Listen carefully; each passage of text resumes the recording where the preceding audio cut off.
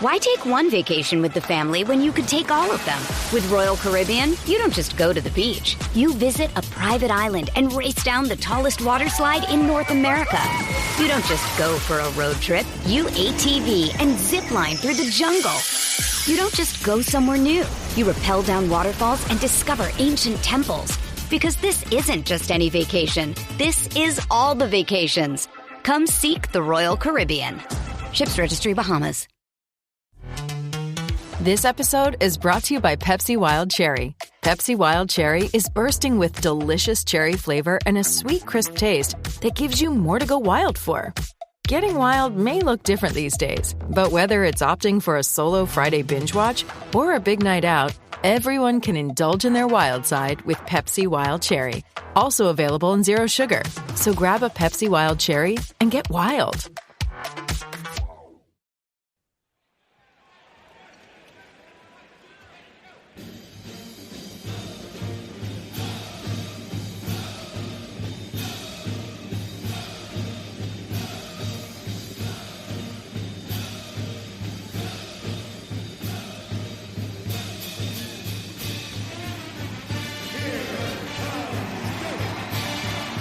Hi there, Duke fans. Welcome to episode 509 of the Duke Basketball... Wait. No. What? What? Yeah. Hang on, rewind. Rewind. Yeah, no. This is no longer the Duke Basketball Report. We are no longer part of the SBN family. We've been talking about this for a couple months. It was not our decision. It was their decision. They made a big mistake. We want to thank all of you because during the previous month, the month of March, we had the most downloads ever in our history. And that is the month they decided to say goodbye to the Duke Basketball Report. You are now listening, ladies and gentlemen, to the Duke Basketball Roundup.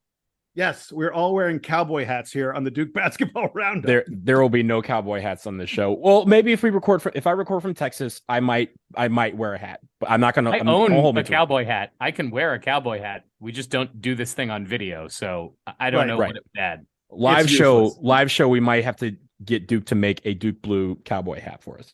In any event, we want to thank all of you. We got a ton of great suggestions, really interesting ideas for what we could call this podcast. We said we really wanted to keep the DBR initials, so we have kept it with the Duke Basketball Roundup. I kind of like Duke Basketball Review, but it was pointed out to me that we look ahead. We don't just look back, so review may not be entirely appropriate. I liked Duke Basketball Rapport. I like that one as well, but I think that we might have treaded upon copyright violation or something like that. It would have been a very, very close call. Who would have been more mad at us, Vox Media or the Colbert Report?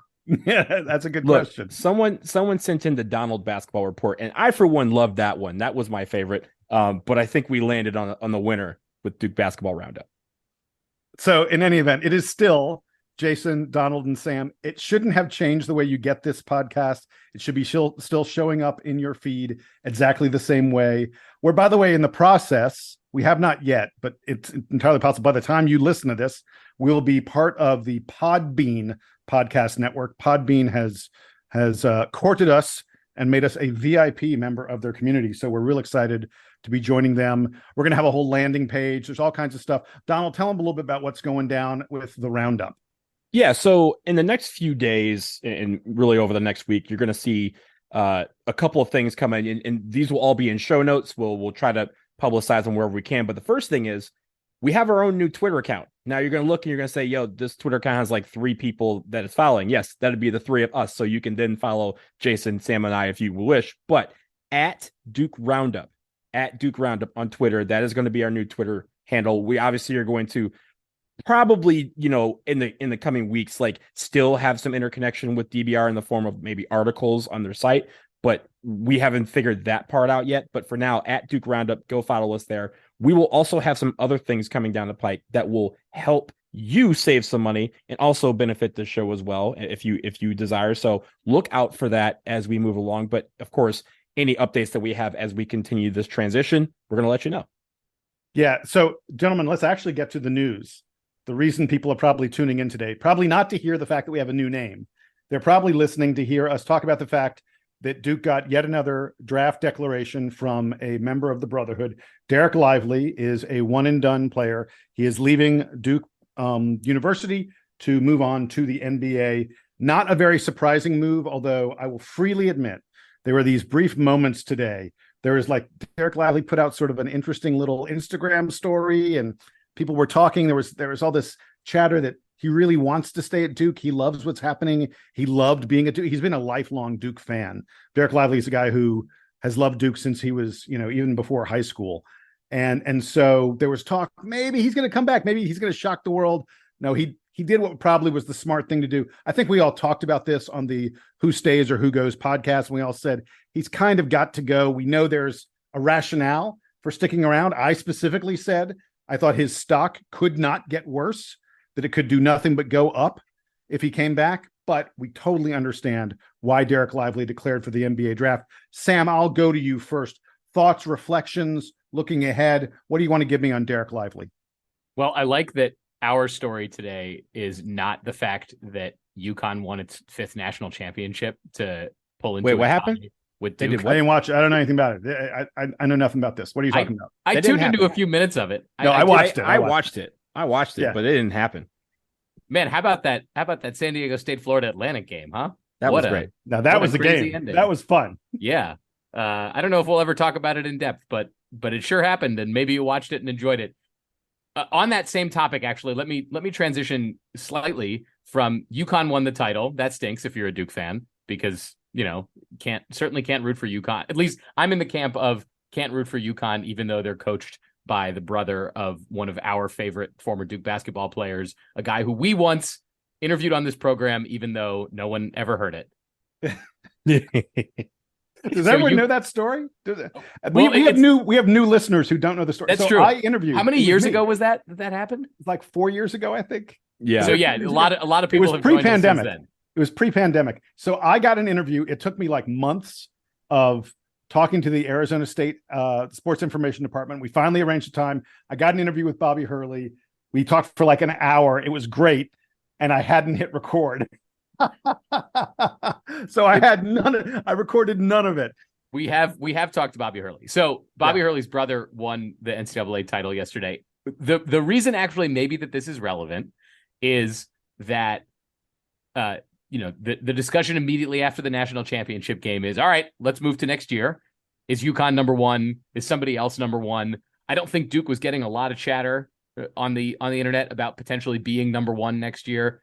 It would take a miracle. And then today, during the couple of hours between when Dereck Lively sent that Instagram message that made it seem like he was at least considering coming back, and the time when he actually announced that he was leaving for the NBA, I entertained the prospect that Lively was going to return, Filipowski was going to return, and then whether or not Jeremy Roach returned, because he hasn't announced yet either, Duke was going to be bringing back all 4 of the freshmen who made an impact last year, Proctor, Mitchell, Lively, and Flip, to add potentially 2 impact guards and 2 impact forwards, potentially a transfer, although I'm not sure what room Duke would have on its roster for any of that. And I thought, Duke might be number one or damn near close to it. So, well, wait, Sam, by the way, there's some folks, I know 24/7's group of experts, and there are a couple other people who've said they got Duke as their preseason number one, and there's almost no one that has Duke outside of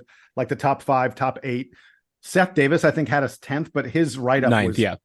It was bizarre. Like it was like Seth Davis said, Duke's not getting Ryan Young back. I'm like, Seth, that was like 3 weeks ago. Ryan Young's coming back. Like he was like the first one really that we knew was coming back. Right, exactly. Yeah, like Seth Davis messed up the only one that we actually know for a fact, or in any event, there are a number of people who see this Duke team, and these are all folks who expect Filipowski to turn pro, that there are people who say that this Duke team is clearly top 5.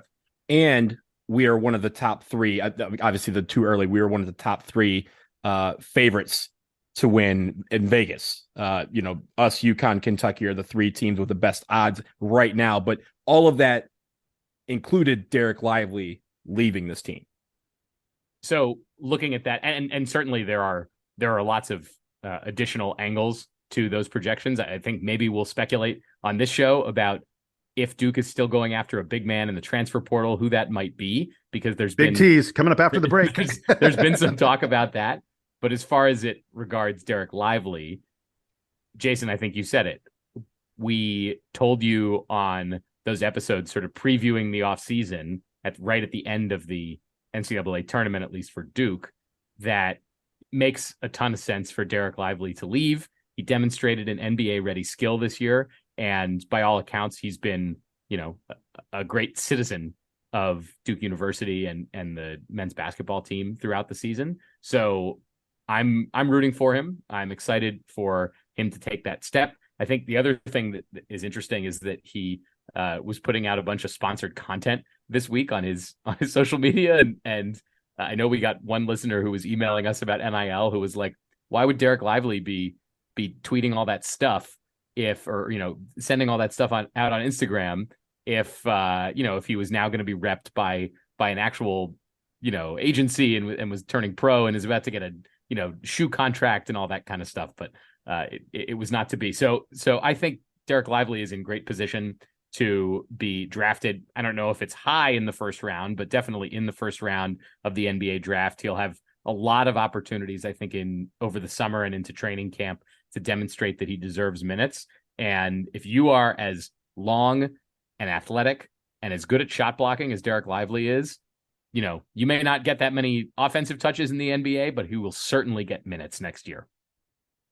I think the first thing, right, is that it's clear that Dereck Lively really enjoyed college to the point where I think this decision was a lot more difficult than he thought it would be probably, 4 months ago. It was one of those things where when he came to college, he was one of the people that was assumed to leave. And I think the reason why it took this long is because he waited, because he really probably, and I'm speculating for a second here, he probably liked college so much that he wanted to come back. But we've heard his story, about his mom and the things that he went through to just use his NIL money to get his dad a tombstone, things like that to help take care of his family. And I think it was, I might really love college, but my responsibility is to provide and take care of my family. And I think that's, I mean, he's ready to do that, right? I think from a standpoint of, I'm not going to knock that ever. I fully support him taking care of his family. And this is not speculation that he liked college more or less, or in the same way that, like, say, JJ Redick did, or right. Anybody who seemed to enjoy college maybe a little bit too much. Right. There is, I mean, look, we even everyone on the team talked about, like, this man always had a smile on his face, right? He was always in go mode. He was always ready to go. He was joking around with all his teammates. His teammates clearly adored him.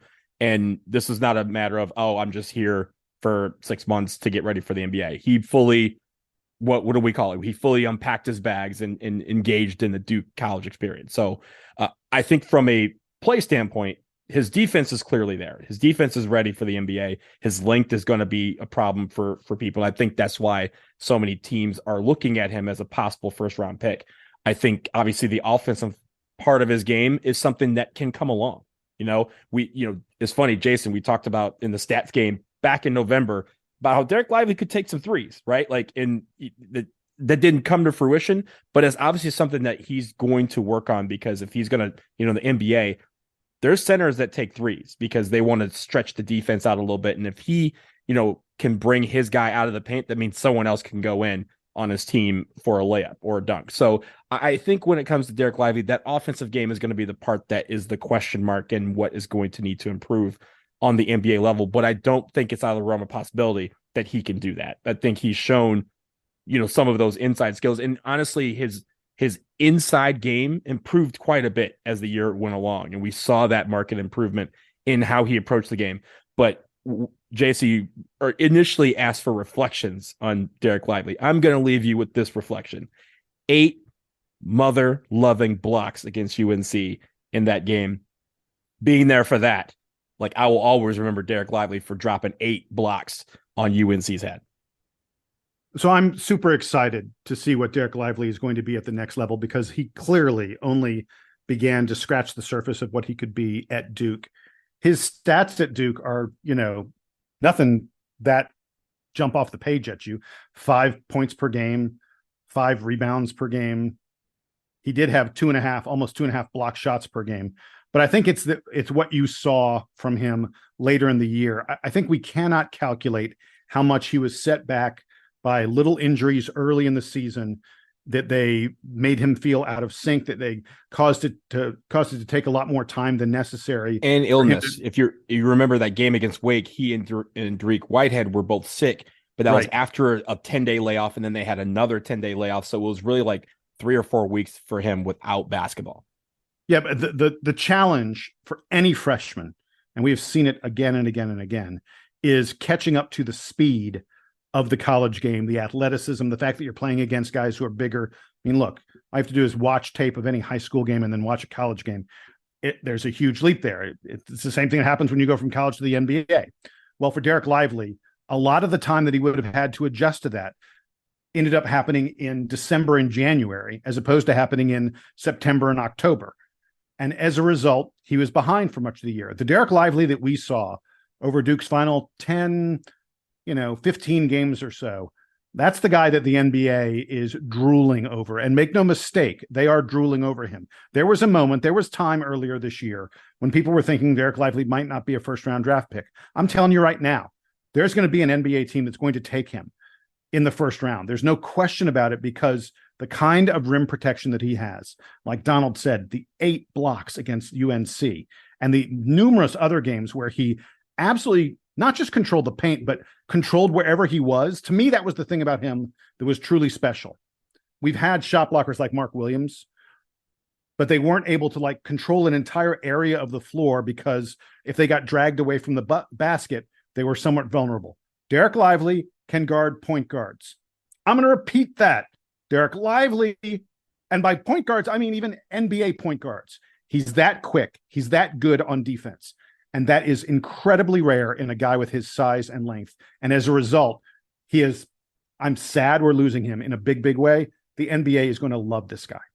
Also his motor. They're going to love his motor, because how many times over the course of the final third of the season did we see him alter or block a shot, maybe even get the rebound in the process, and then beat everybody down the floor for a dunk or alley-oop or something like that. He did a lot of that. And I think that motor, and again, he's a teachable guy. Like he clearly proved that he's a guy that can be coached, and NBAs love guys who can be coached, because again, whatever they feel is his deficiencies when he gets to the NBA level, he'll be able to accept that feedback and get better every single day and get stronger. We saw him get stronger throughout the year. In the first part of the year, like you said, Jason, because of the injuries, he wasn't as comfortable on the block.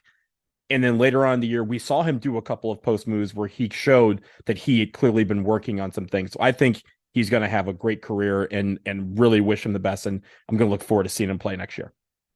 He's less scared of shooting than Ben Simmons. So that's a good sign. He's taken more threes and made more threes. And look, as we transition to talking about guys that might be taking Dereck Lively's spot on the roster as the either starting center or preeminent center on the team, I don't think that any of the guys we're about to talk about have Lively's skill set.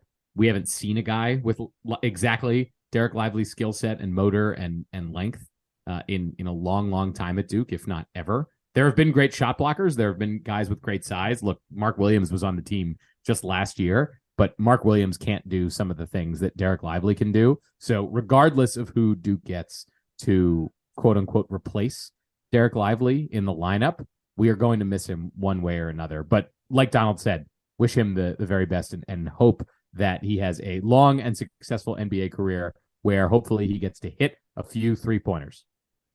Look, by the way, we will be doing full episodes on all the Duke guys in the NBA draft, as we have done in past years, where we will, project different things about them and try and figure out where they're going to go. I'm going to go ahead and toss one out here right now, though. At number 18, the Golden State Warriors are picking, and Golden State, they need to get younger. They need scoring on the perimeter because their perimeter guys are getting older, but they've wanted a center. They've wanted a big man forever. They drafted James Wiseman. They drafted Kevon Looney. They keep on trying to find someone to patrol the middle for them. I think they're going to look long and hard at a guy like Dereck Lively. And can you imagine Dereck Lively rim running off of Steph Curry penetrating the lane?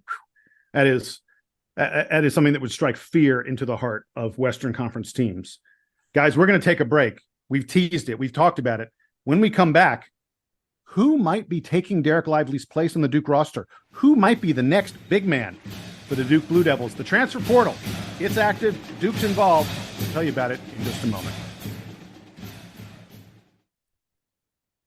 Why take one vacation with the family when you could take all of them?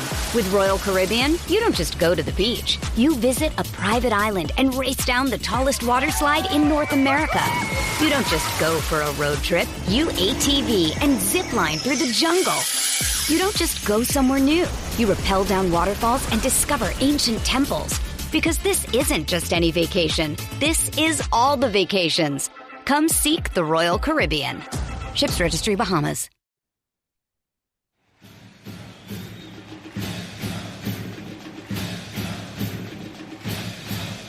We're back from the break, and this is an episode that at least partially is dedicated to Dereck Lively.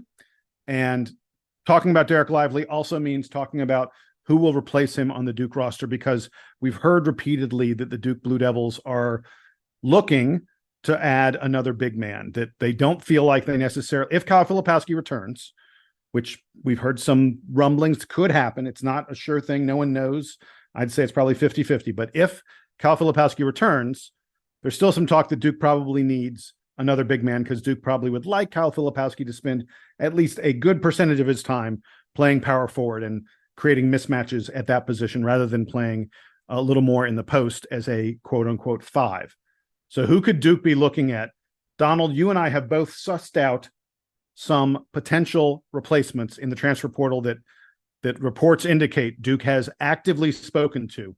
I'll let you go first, and then I'll go second. Who you got, man? Yeah, so the first one is Khalil Ware from Oregon. He's a 7-foot, 210 center from North Little Rock, Arkansas. He was actually number 8 in the ESPN 100 in the 2022 class and was a McDonald's All-American. So a lot of people might be slightly familiar with what, who he is and how he plays. He was a guy that actually started out pretty well for Oregon last year. He, had 18 points and 9 boards against UConn, who, we talked about earlier, did something last night, apparently. 17 points and 9 rebounds against Michigan State, 13 points, 7 rebounds against Villanova. That was at the PK Invitational. I think they were on the other side of the PK Invitational from us. But then as they entered the Pac-12 portion of the season, he mainly became a reserve player. He didn't play that much. He ended up playing a little bit more down the stretch, but he didn't get to, and he also, came back in the NIT and played, a little bit, but it was weird. There was a point where he just didn't get a lot of minutes. Now, he can hit three-pointers, and I won't say at a terrific clip. He hit 15 three-pointers, but enough where, again, he's pulling a 5 out of the paint to try and guard him. He showed, some great promise. He can block shots. He can move well off the pick and roll, but he's not a wide body. And I think that was where he became limited in the Pac-12 season. He needs to get a little bit stronger, but would need to improve his play under physical pressure. And the ACC, as we know, can be very, very physical. So Khalil Ware is someone to reach out or to look out for. Duke has reached out to him. ESPN ranks him as the 35th best NBA draft prospect this year. And I think that's someone, if we get him, it's a possibility that he can move into that starting lineup and also, again, provide some of that rim protection. Not all of it, like Sam said, that Dereck Lively had, but at least provide some to kind of replace that hole that Dereck Lively has. So I'm going to mention a name that just cropped up today, and I think a lot of Duke fans, a lot of Duke people were like, whoa, a little surprised to hear this one. But on the other hand, the moment you heard it, a lot of people went, man, that makes a lot of sense. And that is Caden Shedrick of Virginia, who has entered the transfer portal. If you drive 40 minutes south of Duke, just southwest of Raleigh, due south from Duke, 40 minutes, you get to the town of Holly Springs, North Carolina. That is where Caden Shedrick is from. That's where his family lives. That's where he grew up and where he went to high school. He was not recruited by NC State. He was not recruited by Duke. He was not recruited by UNC, even though he lives within a 30-minute, 40-minute drive from all three of those schools. Instead, he went to UVA, where he's turned into a heck of a defensive player, a really, really good defender. And he's someone who still has 2 years of eligibility left. I think a lot of Virginia fans, a lot of people were upset when he entered the transfer portal. Virginia's going to be struggling next year. They expected this guy was going to be a major team leader for them. He is able to do something that Dereck Lively does. He is an outstanding shot blocker. So I got a great stat for you guys. Last year, Dereck Lively was had the third highest block rate in all of college basketball. By that, I mean, what percentage of 2-point field goals, no one counts 3-point field goals in this, what percentage of 2-point field goals do you block when you're on the floor? And Dereck Lively's number was 12.69%. which is outrageous. It's crazy. Caden Shedrick was at 10.5%, just a little tiny bit behind Dereck Lively. This guy is an elite shot blocker. He's 6'11", maybe 7 feet. He's got a good length on him. He is absolutely someone who can impact shots at the rim. If he had played 30 minutes per game, he played a little less than 20 minutes per game for Virginia, which frankly never made sense to me. Every time I'd watch him, I'd be like, why isn't that guy playing more? But anyway, if he'd played 30 minutes per game for Virginia, he would have averaged 10.5 points per game, 6.5 rebounds per game, and 2.5 block shots per game. Well, I'll take 10, 6, and 2.5 on my Duke Blue Devil team any day of the week. And it's worth noting, in Virginia's last game of the season, the loss to Furman, Caden Shedrick was outstanding. He scored 15 points in that game. He had 13 rebounds and four block shots. Everyone out there is saying that Duke is involved with this guy. He's also looking at Florida State. He's looking at Xavier. He's looking at Houston, Indiana, a lot of big name heavy hitters out there. I think if Duke really wants him, Duke has a really good chance to get him, and Caden Shedrick would be a great fit in Durham, right outside the town where he grew up. One more guy who has come up, and I'm not sure how much contact Duke has had with him, at least recently, because we know that he was recruited a little bit out of high school to Duke, is Hunter Dickinson, who was a star at Michigan the last couple of years. He was a second-team All-American, not this most recent season, but 2 years ago at Michigan, and represents one more guy. There's also some talk that Dickinson is considering going back to Michigan, but if you're reading in between the lines here, there's definitely some interest that Duke may have for him. So I think that the story around Dickinson is sort of clear. He's been a very like prominent big man in college basketball the last few years, and would represent not just size but also experience and great 3-point shooting. Hunter Dickinson's a really good outside shooter. And look, as happy as Duke fans have been with Ryan Young's performance as a transfer this year, similar size but much more skilled when it comes to an experienced player that Duke will be bringing in, and someone coming from a big program, I think is also a thing to mention. Jason, I'll echo that sentiment when we talk about Caden Shedrick. I think that once upon a time, Duke was like, we don't really have to bring in transfers, or if we do, it's really like they've got some particular skill that fills a need here. I think with both Dickinson and Shedrick, Duke would be able to get a guy who not just brings, a track record, but also comes from another program where they've had some success. Michigan certainly wasn't, as Donald knows, not as successful this year as maybe they wanted to be, but they have been good in recent years. Virginia's good every year. It feels like every guy that comes into Virginia, no matter how high their ranking is coming out of high school, turns into a better player as a result of being in Tony Bennett's system. I told you last summer repeatedly that one of the things I was most excited about in John Shire's transition to becoming head coach is that he brought in Jay Lucas as an assistant, because he said, I don't know if this is the exact thought process, but the result is, look, it's great that Duke has this huge stable of guys who want to be assistant coaches who are also alumni. They know how things work at Duke, and they know how to run the Duke program. But I'm a fan of Duke bringing in guys from other successful programs. Jay Lucas had been a member of multiple other successful basketball programs at other schools. Shedrick and Dickinson would both be representatives of that same trend.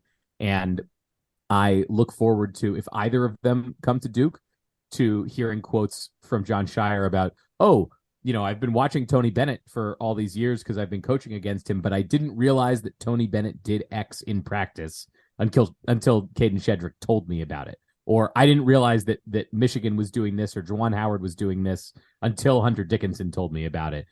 There's only so much that you can get from, talking to guys at Peach Jam or at the Final Four where these coaches tend to interact.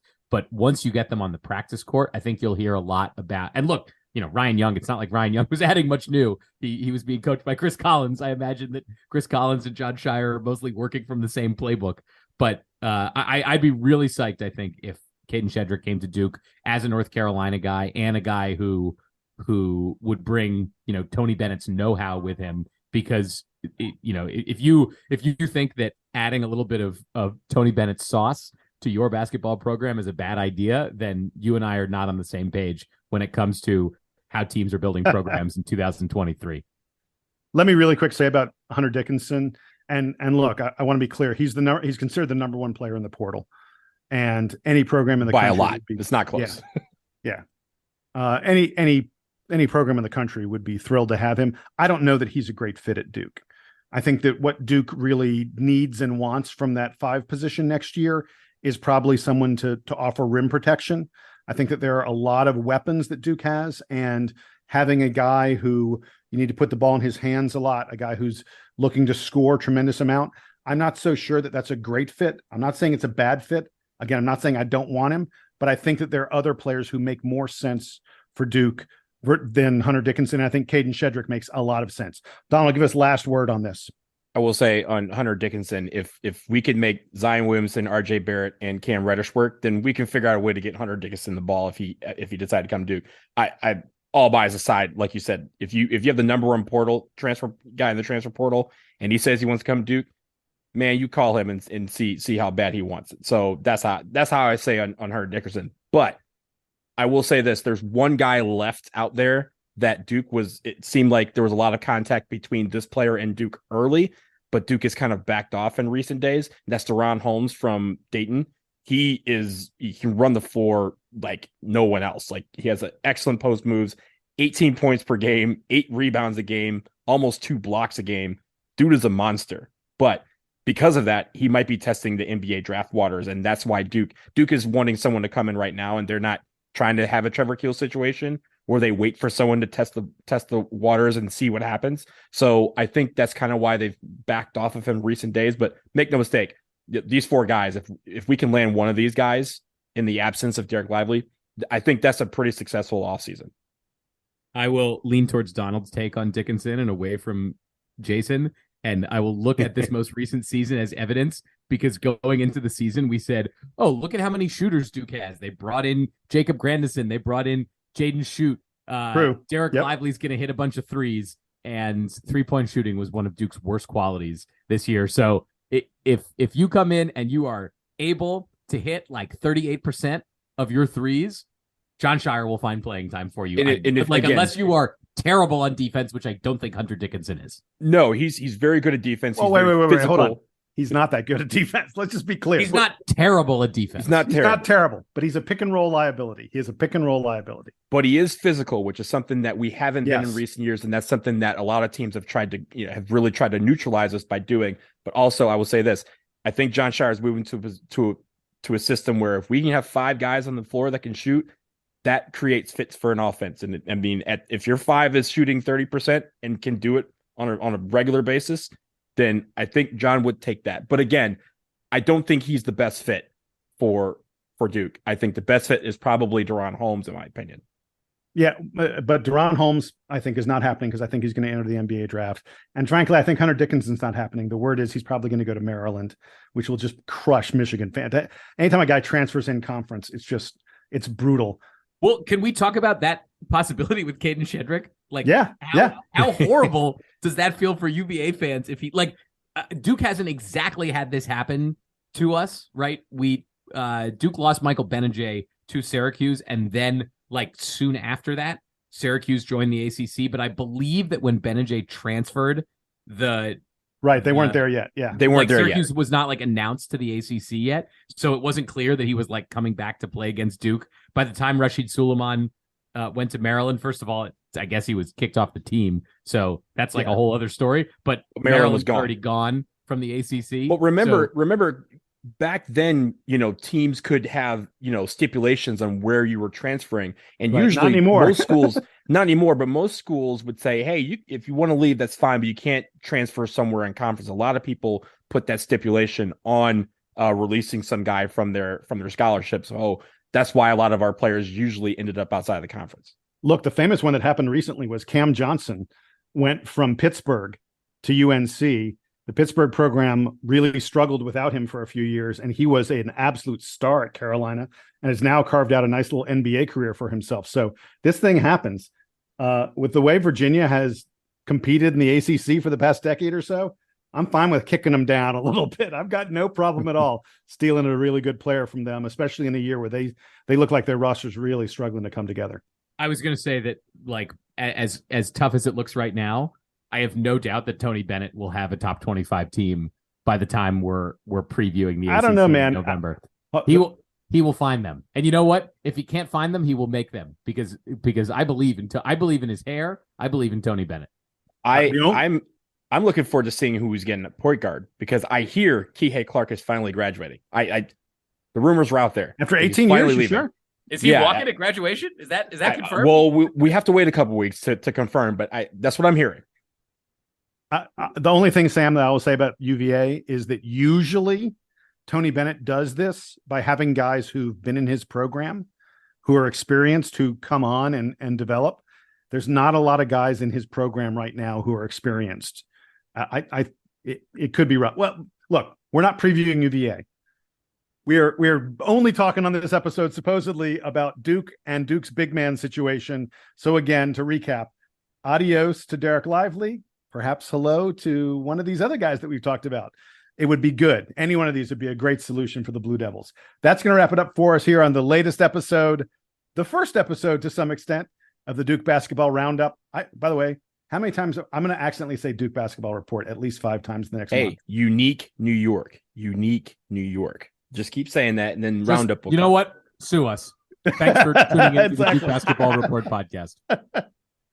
The Duke Basketball Roundup. I am Jason. He is Sam. He is Donald. Thanks for tuning in. One thing stays the same, guys. Here's the Duke Band to play us out and take us home. Oh, I thought we were saying it's DBR. I thought we were doing the email. gmail.com. That was point. That also stays the same. The email, dbrpodcast@gmail.com. We keep those DBR initials right to us. We want to hear all about it. Now, finally, here's the Duke Band to play us out and take us home. If your Seder plays Duke theme, send us a picture of it. Huxaman. Nice.